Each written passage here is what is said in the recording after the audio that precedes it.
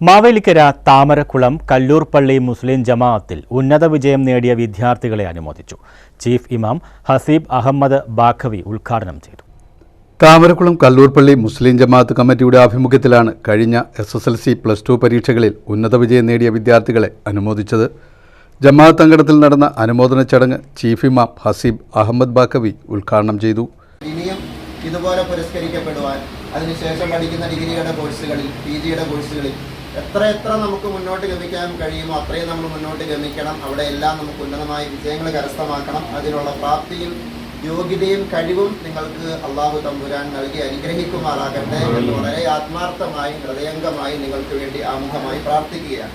അതിനോടൊപ്പം ഈ ഒരു പ്രധാനപ്പെട്ട സമയം ഉപയോഗിച്ചുകൊണ്ട് 2 മിനിറ്റ് നിങ്ങളോട് പറയാൻ എന്താണുള്ളതെന്ന് ചോദിച്ചാൽ, ഇപ്പോൾ നമ്മളെ സംബന്ധിച്ചിടത്തോളം ഒരുപാട് രാത്രിയും പകലും ഒക്കെ നല്ല അധ്വാനിച്ച് ഉറക്ക വളച്ച് കഷ്ടപ്പെട്ടിട്ടാണല്ലോ ഈ ഒരു റാങ്കിന്റെ ഒരു പൊസിഷൻ എടുത്തിട്ടുണ്ടാവുക. ചെറിയ അധ്വാനമല്ല.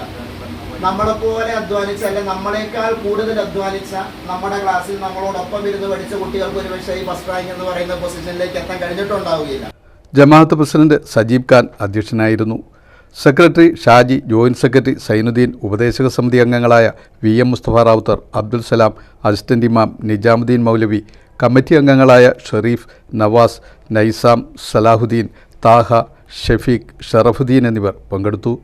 News bureau, Charummood.